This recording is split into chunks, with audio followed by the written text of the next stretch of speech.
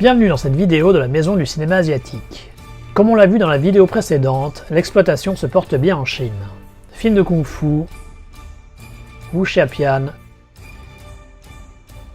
films de commando sont produits en masse, aussi bien à destination des salles de cinéma que des plateformes de streaming. Si en ce qui concerne ces derniers le niveau général n'est pas bien glorieux, on trouve quand même en fouillant quelques œuvres qui ne déméritent pas et peuvent satisfaire les amateurs de divertissement pas trop exigeants.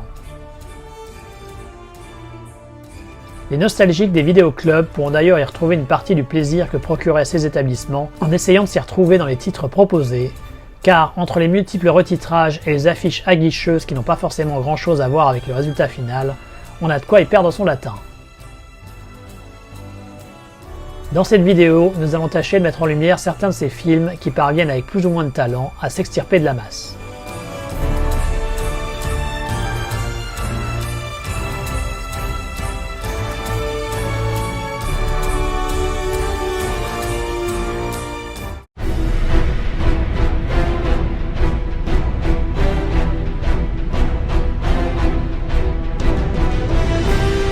On pourrait arguer que le cinéma de kung-fu a jusqu'ici davantage été une spécialité du sud de la Chine, de Hong Kong donc, plutôt que du nord, qui a eu tendance à privilégier le wuxiapian. Quoi qu'il en soit, la Chine continentale ne se gêne pas pour proposer toujours plus de films dans ce registre, en puisant largement dans le répertoire des héros du genre, jusqu'alors popularisés par le cinéma de la colonie.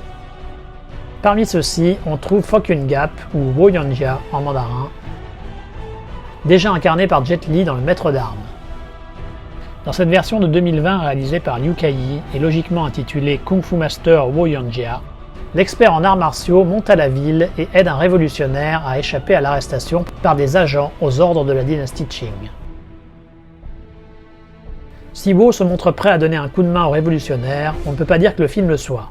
Bien au contraire, on a droit à toutes les ficelles habituelles du genre, mais l'absence d'occidentaux évite au film de sombrer dans le nationalisme le plus débridé, et les séquences de combat sont correctement mises en scène pour un honorable spectacle de kung-fu cinématographique.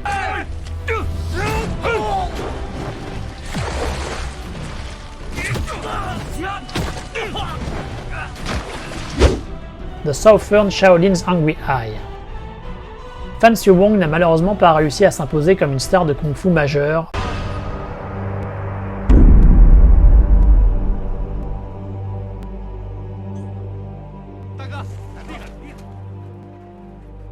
mais il est au moins devenu une star mineure en Chine. Tout particulièrement dans le petit monde du DTV.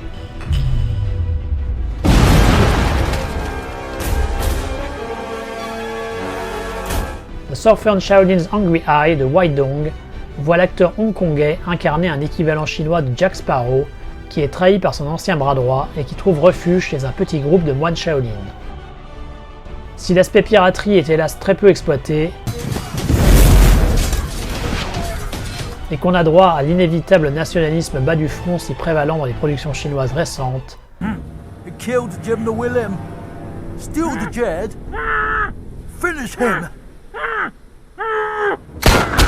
on peut au moins apprécier les chorégraphies de bonne qualité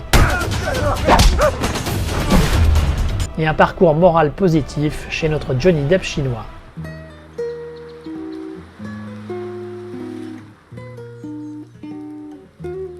Cadeau bonus, des Gweilo encore plus mauvais que leurs alter-ego hongkongais de la grande époque.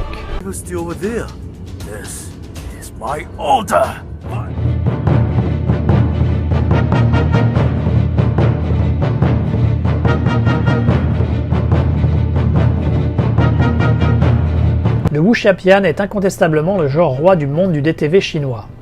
La quantité phénoménale de films et de séries TV produits dans ce registre permettent à ces longs métrages à petit budget de recycler tout ce qui est costumes et décors, et ainsi limiter l'importance de leur financement. L'offre est donc extrêmement large, allant des wuxiapians fantastiques les plus débridés, à des films de chevalerie davantage inscrits dans un contexte politico-historique réel.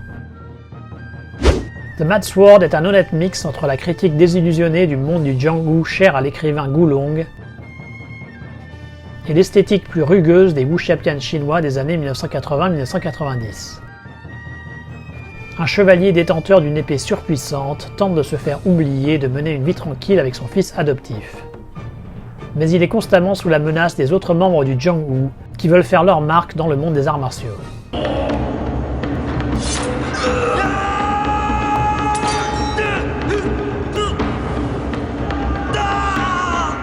Parvenant à proposer des personnages un minimum attachants, des combats correctement emballés,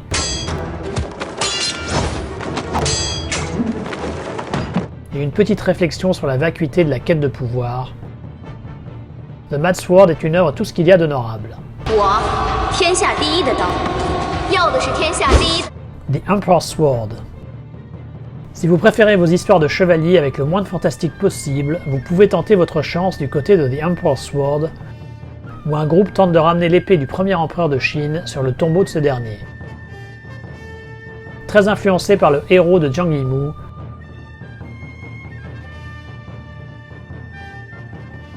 le film tente de jouer la carte de la subtilité dans les interactions entre les personnages,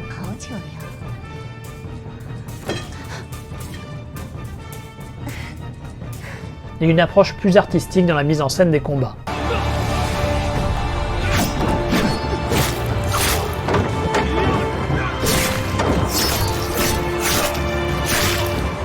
Le résultat est mitigé, mais emballé avec suffisamment de professionnalisme pour qu'on ne s'y ennuie pas.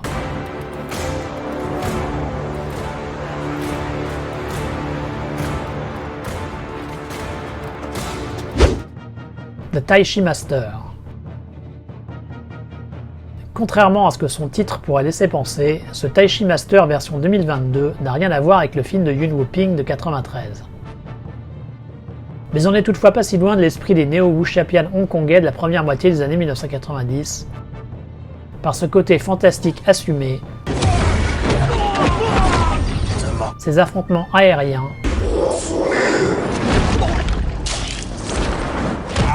ce rythme soutenu, et ces personnages hauts en couleur qui se trahissent constamment afin de dominer le Jiang-Hu.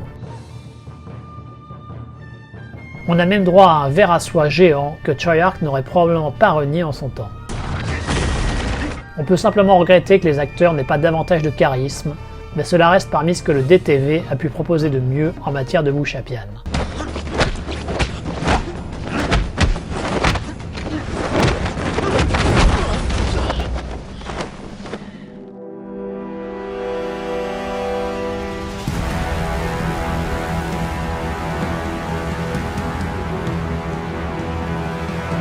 Le succès des films d'action guerriers à la Wolf Warrior et autres opérations Red Sea n'a pas laissé les producteurs indifférents, et des films plus modestes ont essayé d'émuler les qualités des œuvres modèles.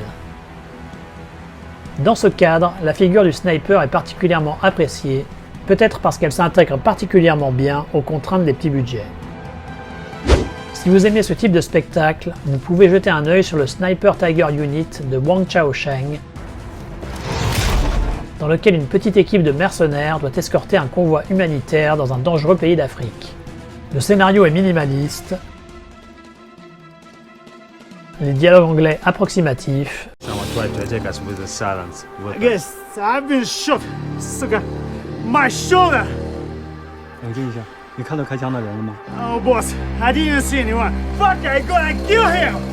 mais le réalisateur parvient à peu près à faire croire à son pays d'Afrique en pleine déliquescence, et se montre suffisamment généreux en fusillade nerveuse pour qu'on y passe un bon moment. La durée extrêmement courte du film est également à son avantage.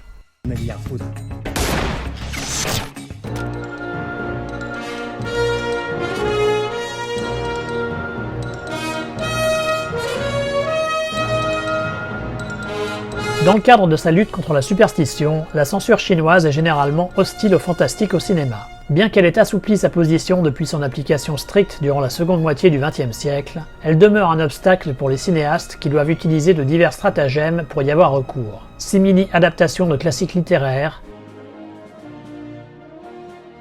explication pseudo-scientifique derrière ces manifestations pour faire passer la pilule,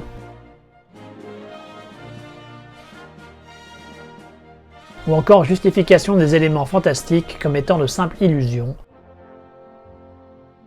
Toutes ces astuces narratives sont agaçantes puisque constamment déclinées d'un film à l'autre, mais inévitables pour pouvoir œuvrer dans le genre.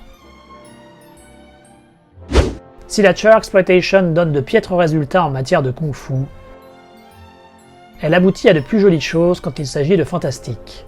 Ainsi, on a eu droit à un plaisant The Enchanting Phantom, une variation autour de l'histoire de fantômes chinois, avec deux vétérans du cinéma hongkongais, Yuen Wah et Norman Choi, qui apportent leur charisme naturel à l'entreprise. Le Dunjia de Xiang Xiuliang et Xiang Hesheng, produit 3 ans après le film de Yuen Woo-ping, est lui aussi une proposition décente, allant à l'essentiel et conservant un rythme soutenu tout du long.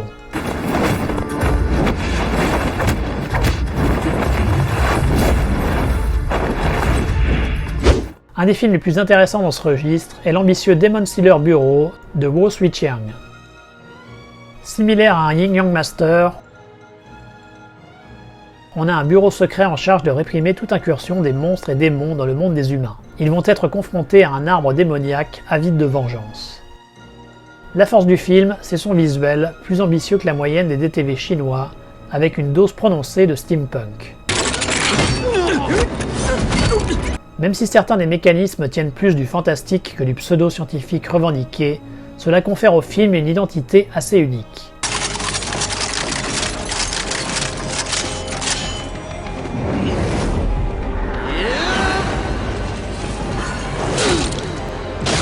Ce surcroît de créativité et des personnages torturés, certains peu tirés vers le bas par un casting de petits minets, permettent à Demon Stealer Bureau d'être un des meilleurs films de petit monde du DTV chinois.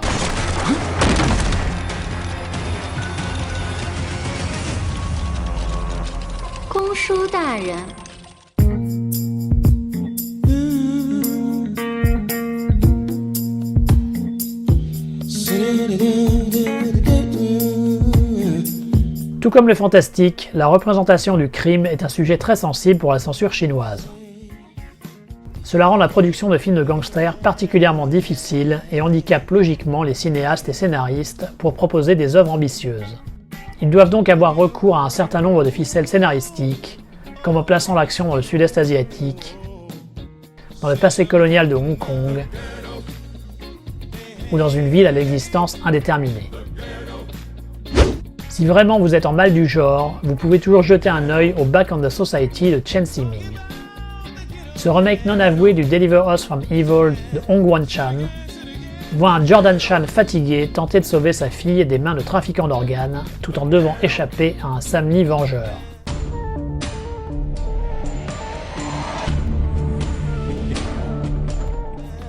Le film vaut essentiellement pour la performance de ce dernier en gangster quasi psychopathe et pour les débordements violents de son final.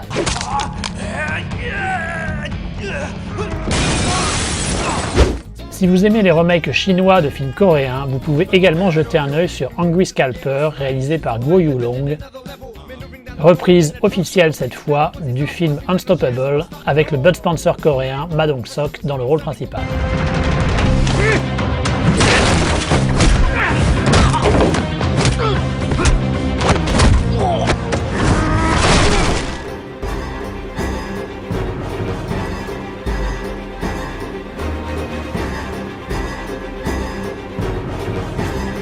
Le monde du DTV chinois est particulièrement propice aux débordements nanardesques en tout genre. Alors pour terminer, voici quelques suggestions de films à même de vous proposer une bonne rigolade. La science-fiction n'est pas le genre le plus populaire qui soit en Chine, mais grâce à la présence d'auteurs de fiction talentueux, elle commence progressivement à se faire une petite place dans la pop culture du pays, et donc de son cinéma. Alien Invasion de Yoon Xianling n'est d'ailleurs pas foncièrement un mauvais film, empruntant aussi bien à Stargate qu'à Lovecraft. Malheureusement, l'inclusion d'extraterrestres tout droit sortis d'un épisode du Joueur du Grenier fait parfois tomber le long métrage dans la nanardise absolue.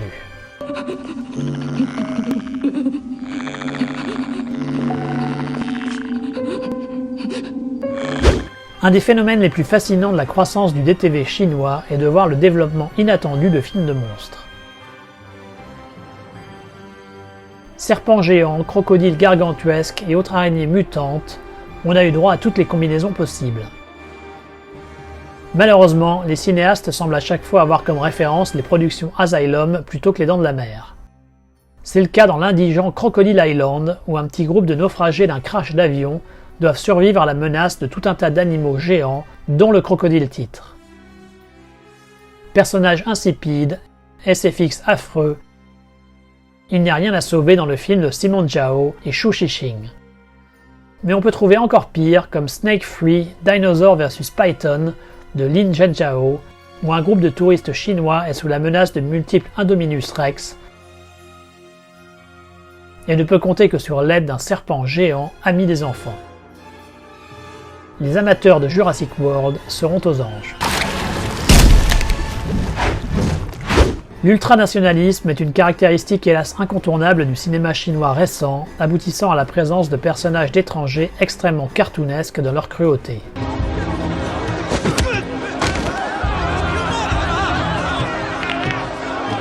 Dans ce registre, on appréciera tout particulièrement l'insipide film de kung-fu 8 Diagram Master de Jian Yang, dans lequel un groupe de combattants étrangers s'oppose à un vertueux maître de kung-fu.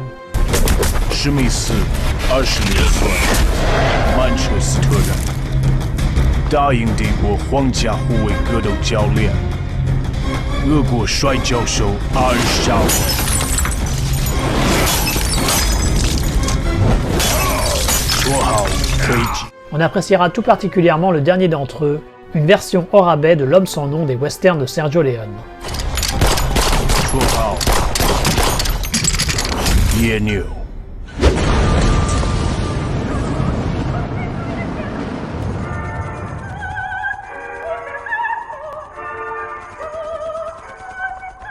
Mais la palme du nanar récent revient sans conteste pour The Legend of Hammer de Wai Liang.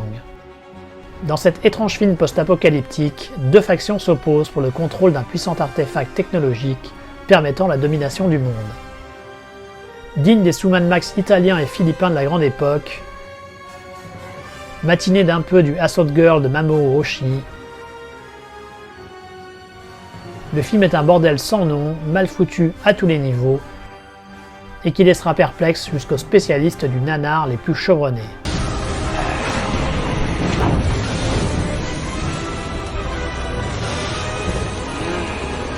Si on peut légitimement se moquer de la piètre qualité des nombreux films DTV, il est bon de se rappeler que le phénomène est très récent. Les cinéastes ont largement le temps de s'améliorer et on peut d'ores et déjà déceler une légère progression qualitative.